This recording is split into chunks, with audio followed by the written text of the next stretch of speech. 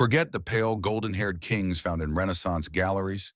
Ancient DNA, recovered from the sun-scorched dust of the Levant, tells a far more brutal story. This land wasn't just a sanctuary, it was a deadly arena where survival was the only currency. Beyond the sacred imagery lies a raw history of a people whose faces were carved by the desert and whose kingdoms were built on a razor's edge. This is the truth behind the rise and fall of David's successors.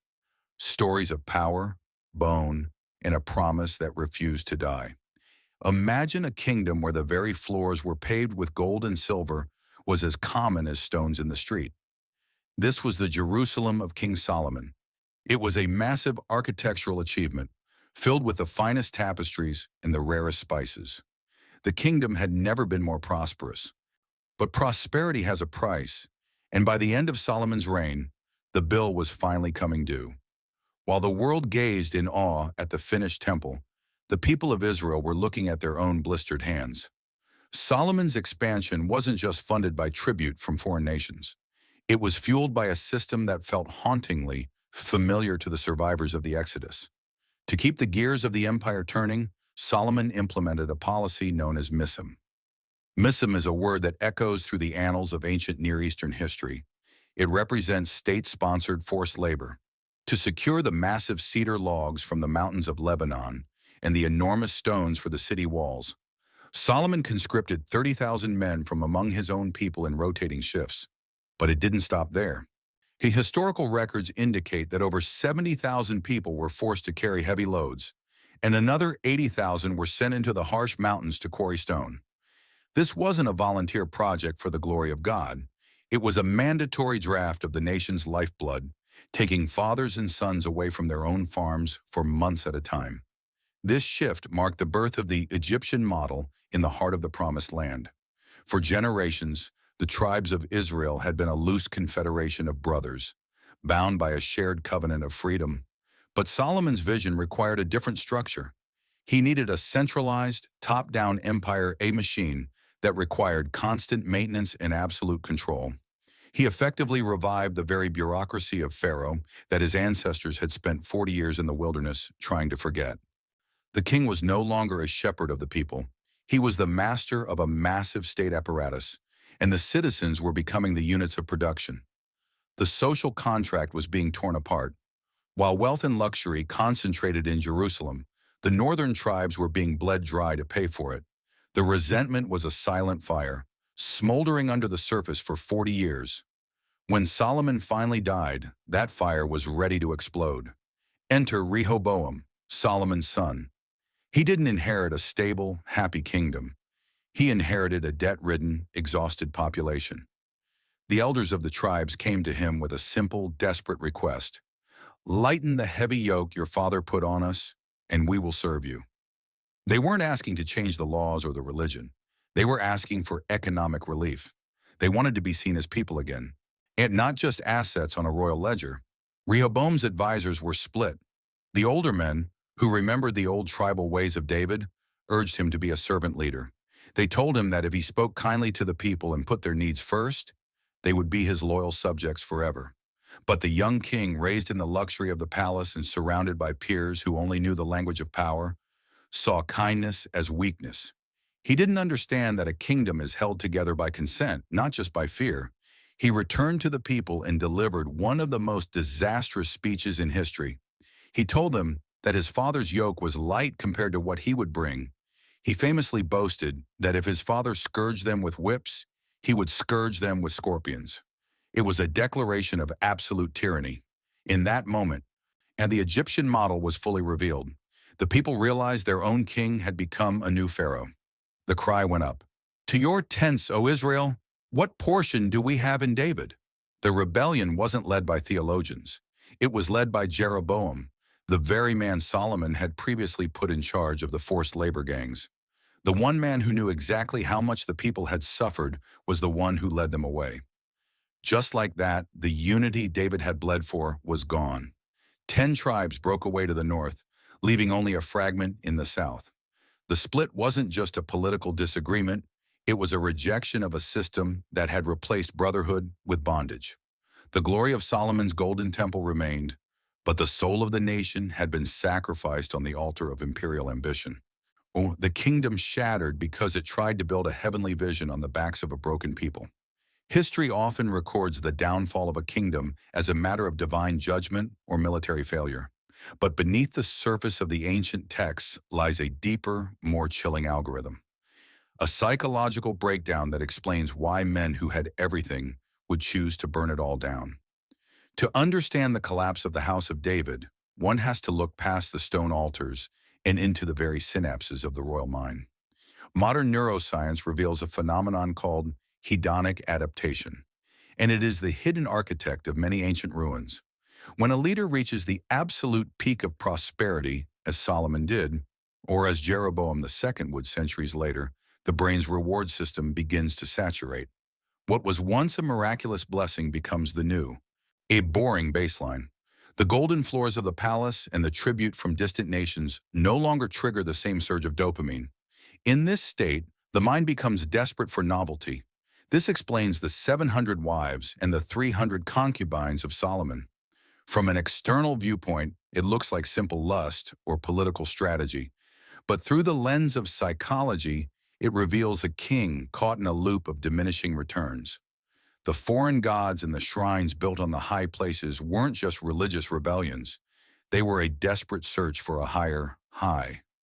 The previous peace with the God of Israel had become predictable, so the king sought the exotic, the forbidden, and the dramatic to stimulate a brain that had grown numb to ordinary blessings. However, the most dangerous part of absolute power isn't the search for pleasure, it's the erosion of the self.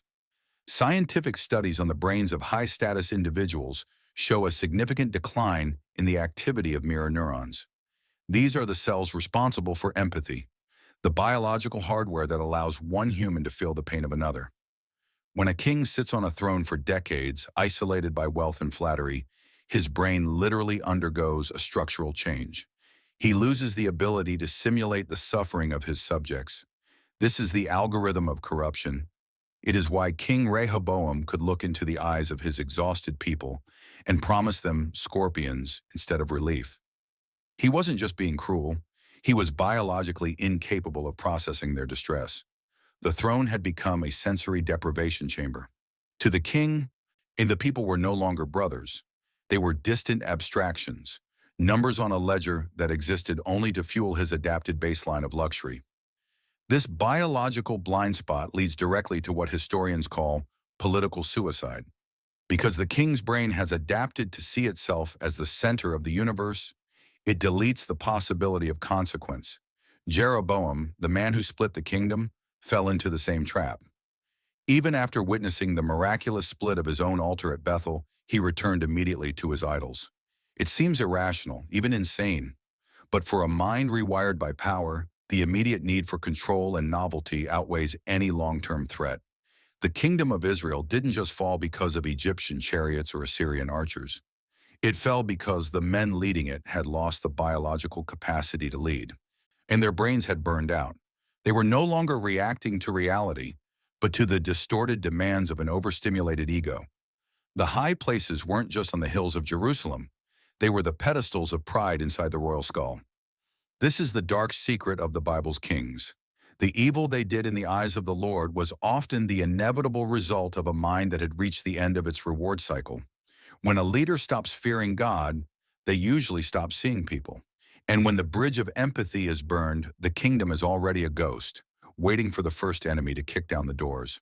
The ruins we see today in the dust of the Levant are the physical remains of a much older collapse. The collapse of the human heart under the crushing weight of absolute unchecked power. To understand why this holy land was constantly stained with blood, one must stop looking at the altars and start looking at the map. In the ancient world, geography was destiny. Israel and Judah were not just kingdoms. They were a narrow hallway between the two greatest Goliaths of the age. Looking at a map of the ancient Near East reveals a startling reality. This tiny strip of land was the only bridge connecting the superpowers of Africa and Asia. To the south sat Egypt, the ancient titan of the Nile. To the north and east rose the terrifying empires of Mesopotamia, first Assyria, then Babylon. These two giants were like massive gears constantly turning against one another, and the kingdoms of the Jews were the grains of sand caught in the middle. This land was defined by its roads. The most important was the Via Maris, or the Way of the Sea. This wasn't just a path. It was the highway of the ancient world, a vital artery of commerce and conquest that ran right through the heart of Israel. Every caravan of silk, every shipment of grain, and every army of chariots moving from Memphis to Nineveh had to pass through this corridor. To control the Via Maris was to control the wealth of the world. But for the kings of Israel and Judah, this highway was a curse. Because their territory was a strategic buffer zone, they could never be truly neutral. Every time an Egyptian pharaoh like Shishak decided to assert his path to the north led directly through the gates of Jerusalem. Every time an Assyrian emperor like Tiglath-Pileser III sought to expand his reach toward the Mediterranean, his ironclad legions marched straight through the valley of Jezreel. This geographical reality created an impossible diplomatic nightmare. The survival of these kingdoms depended less on military might and more on a fragile, high-stakes game of international poker. If a king in Jerusalem paid tribute to Assyria to buy peace, he immediately became an enemy of Egypt. If he turned to Egypt for protection, the Assyrians viewed it as a rebellion and sent their siege engines to tear down his walls. Take the case of King Ahaz. When Israel and Syria formed an alliance to resist the rising shadow of Assyria, they tried to force Judah to join them. Ahaz found himself trapped. To his north was a hostile alliance threatening his borders, and further north was the terrifying machine of the Assyrian army. To his south was an opportunistic Egypt, always ready to pick up the pieces of a fallen kingdom. Ahaz didn't just see a spiritual crisis, he saw a geopolitical death trap. In a move of sheer desperation, he sent the gold from the temple to Tiglath-Pileser III, begging for intervention. It worked, but at a staggering cost. By inviting the Assyrian wolf into the house to chase away the Syrian dogs, Ahaz effectively turned Judah into a puppet state. The gods of Assyria followed the gold of Assyria, and the doors of the temple were eventually shut. This cycle repeated for centuries. The evil kings weren't always just choosing foreign gods. They were often choosing what they thought was the only path to national survival in a world where the big fish ate the small. War in the Levant wasn't just about theology, it was about friction. It was the friction of empires rubbing against each other in a space too small to hold them both. Even a righteous king like Hezekiah couldn't escape the map. When he rebelled against the Assyrian emperor Sennacherib, he knew the consequences would be brutal. He spent years fortifying Jerusalem, digging a massive tunnel to secure the city's water supply, and stockpiling grain in cities like Lachish. He was preparing for the inevitable collision. When the Assyrian army finally surrounded Jerusalem, the records of Sennacherib himself confirm that he shut up Hezekiah like a bird in a cage. While the Bible records these events as a spiritual struggle, the ancient inscriptions in the palaces of Nineveh record them as a successful campaign to secure a vital trade route. For the emperors of the north, the Holy Land was simply a strategic asset, a doorway to the riches of the Mediterranean and the granaries of Egypt. The kings of Israel and Judah lived on a razor's edge. Their land was a prize that every conqueror coveted and every empire needed. Their history proves that when you live in the world's most important hallway, you can never truly lock the door. Every chariot that rolled through the Via Maris was a reminder that in the shadow of giants, there is no such thing as a quiet life. The survival of the promise made to David didn't just require faith, it required enduring the crushing weight of global politics on a battlefield that never stopped burning. At the three-way border where the desert meets the mountains of Moab, one of the most confusing and chilling moments in ancient history took place. It was a war of three kings against one. The combined forces of Israel, Judah, and Edom had trapped the Moabite king Mesha inside his final fortress. The siege was absolute. The fall of Moab was a mathematical certainty. But then, as the walls were about to be breached, King Mesha did something so dark and so extreme that it halted the entire allied army in its tracks. Standing on the city wall, in full view of the thousands of troops below, the king took his eldest son, the heir to his throne, and offered him as a burnt sacrifice. The Bible records the immediate result in a phrase that has haunted historians for centuries. And there was great indignation against Israel. So they departed from him and returned to their own land. On the surface, this makes no sense. Why would an army on the brink of total victory suddenly pack up and leave just because the enemy performed a desperate ritual?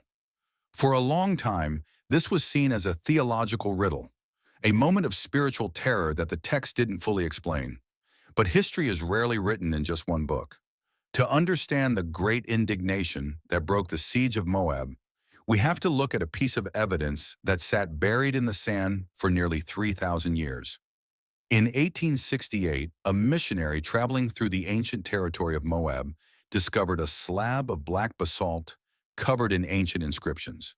Today, it is known as the Mesha Stele, or the Moabite stone. This is a monumental record commissioned by King Mesha himself. It is one of the most significant archaeological finds in history because it provides a second witness to the events of the Bible, but from the perspective of the enemy. The Mesha Stele confirms that the king of Moab was indeed under the thumb of Israel. It mentions King Omri by name and acknowledges the long years of oppression. But when it describes the war, the narrative shifts. While the biblical account focuses on the promise of victory, the stele focuses on the liberation. On this stone, Mesha claims that his god, Chemosh, had been angry with the land, but through sacrifice and war, the god's favor had returned. When we place the basalt stone next to the parchment of the Bible, the aha moment finally arrives. The great indignation wasn't just a mystical force, it was a psychological and tactical explosion. Consider the perspective of the soldiers on the ground. For weeks they had been winning. They had seen the Moabites driven back, their cities burned, and their food supplies cut off. They were tired, hungry, and far from home. Then they witnessed the ultimate act of desperation-driven fanaticism. When King Mesha sacrificed his son, he wasn't just performing a ritual, he was signaling to his people that there was no longer any path to surrender. It was a scorched earth move. The Moabite soldiers, seeing their heir killed on the wall, were galvanized by a level of fury and religious frenzy that changed the entire nature of the combat. They were no longer fighting for a city, they were fighting for the blood of their prince. At the same time, the allied forces of Israel and Judah, exhausted by the campaign and horrified by the gruesome display, lost their will to fight. They saw a people who would rather kill their own children than submit, and they realized that the cost of finishing the siege would be a bloodbath they weren't prepared to pay. This reveals a raw, uncomfortable truth about history. War is as much about the mind as it is about the sword. The Bible records the indignation as a reality of the battlefield. The Allied kings had been promised victory, but they left that promise on the table because they were overwhelmed by the sheer brutality, the brutality of the moment. The Mesha Stele is a reminder that the stories of the Bible didn't happen in a vacuum. They were real, gritty, and often terrifying events involving kings who were willing to do the unthinkable to survive. It proves that the holy wars of the ancient world were the most practical and brutal political struggles imaginable. When King Mesha's son died on that wall, the siege didn't end because of a miracle. It ended because the soldiers of Israel looked into the eyes of a people who had nothing left to lose. And for the first time in the campaign, they felt a fear that gold and territory couldn't justify. The retreat was a choice, a human reaction to a level of darkness that eclipsed the strategic value of the land. Moab was spared not because they were right, but because they were willing to be more brutal than their conquerors could endure. Throughout the chronicles of the kings of Israel and Judah, a specific repetitive phrase appears like a haunting refrain, but the high places were not removed. To many readers, and this sounds like a simple moral failure, a sign of spiritual laziness or a lack of conviction. However, when looking through the lens of sociology and political science, these high places represent something far more complex than just a lack of faith. They represent a battle for the very soul and structure of the kingdom, a struggle between local autonomy and central control. To understand this conflict, one must first decode the term itself. In the ancient Hebrew text, the word is bamoth. While often translated as shrines or altars, a bamoth was essentially a local, open-air platform for worship. These sites were scattered across the rugged hills and valleys of the Levant, long before the foundation of the Great Temple was ever laid. They were the heart of folk religion, a decentralized, grassroots system where villagers could seek divine favor for rain, fertility, and protection without traveling for days to the capital. Imagine living in a remote village in the territory of Ephraim or Benjamin. For generations, your family had climbed the local hill to offer a portion of the harvest. This was where your community gathered. It was familiar, accessible, and deeply personal. But then, a decree arrives from the Golden Palace in Jerusalem. The king demands that these local altars be dismantled. He claims that the only legitimate place to encounter the presence of God is within the walls of his own massive, gold-plated temple. Why was this such a recurring point of friction? Why did even good kings like Asa or Jehoshaphat struggle to wipe them out? The reason is that the Mammoth weren't just religious sites. They were symbols of fragmented power. From a king's perspective, a decentralized religion is a nightmare for administration. If a farmer offers his best lamb at the local Mammoth, that resource remains within the local community. But if the law mandates that all sacrifice and all tithes must be brought to Jerusalem, the king gains a monopoly on the nation's wealth and influence. Tearing down the high places was the ancient equivalent of a radical, centralizing reform. It was a move to pull all the cultural, economic, and spiritual gravity of the nation into a single point of control. However, for the common people, this felt like an invasion of their heritage. Most of these high places weren't dedicated to foreign gods at first. They were dedicated to the God of Israel, just in a way that didn't require the king's permission. To the villager, the king wasn't just purifying the religion, he was seizing it. He was taking a faith that belonged to everyone and turning it into a state-run institution. This explains the strange persistence of the high places. They were the unkillable remnants of a tribal society that refused to be fully absorbed into a monarchical machine. Even when a king like Hezekiah or Josiah launched a massive campaign to smash these altars, the people would often rebuild them the moment the royal guards marched away. It was a form of passive resistance, a way for the local population to say that their connection to the divine didn't depend on the royal treasury. But there was a darker side to this decentralization. Because these sites were local and unsupervised, they became incredibly vulnerable to the influence of neighboring cultures.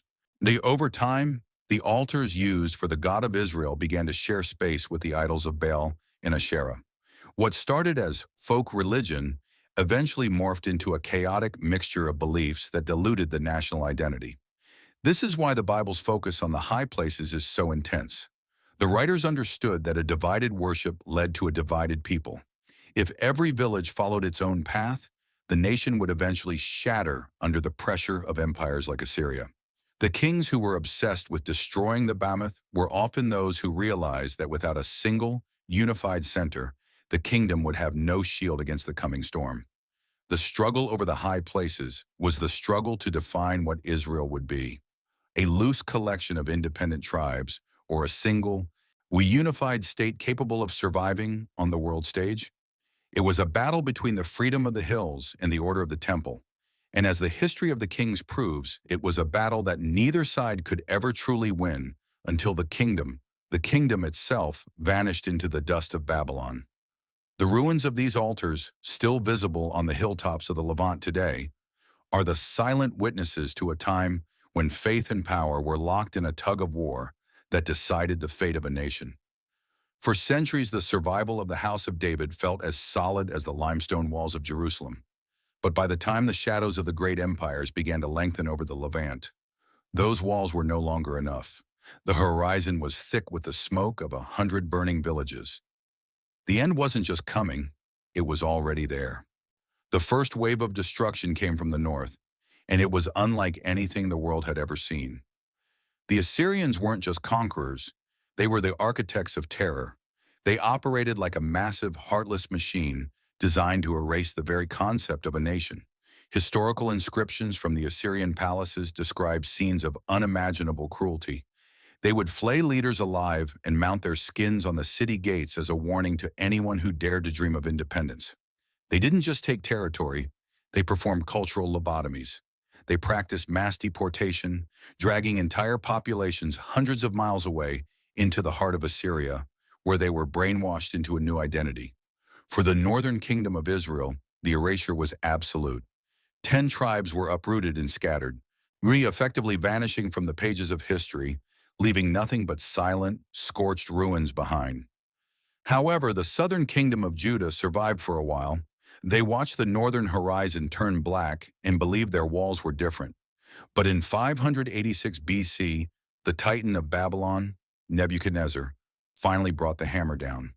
The unthinkable happened. The massive gold-plated Temple of Solomon, the physical house of God, and the beating heart of the nation was stripped of its treasures, set on fire, and leveled to the ground. The walls of Jerusalem were smashed into rubble. The Egyptian model of a central physical state had failed spectacularly. The king was in chains, the nobility was in exile, and the land was a ghost of its former glory. On the surface, it looked like the end of the promise. But in the cold reality of the Babylonian exile, a miraculous transformation began to take place. This period of suffering became a high-pressure laboratory for the human spirit. For 500 years, the identity of the people had been tied to a building, a piece of ground, and a royal court. But in the exile, they were forced to answer a terrifying question: who are you when you have nothing left? This was a process of radical selection. The weak and the uncommitted were absorbed into the luxury of Babylon and forgotten. But those who remained found something deeper than stone. Without a temple, they turned to the scroll. Without an altar, they turned to prayer. The destruction of the physical kingdom, the kingdom forced the birth of a spiritual one. They realized that a kingdom built of gold could be melted, and a kingdom built of stone could be crushed. But a kingdom built of ideas, of laws, and of a shared history could be carried in the heart of a slave across any border on earth.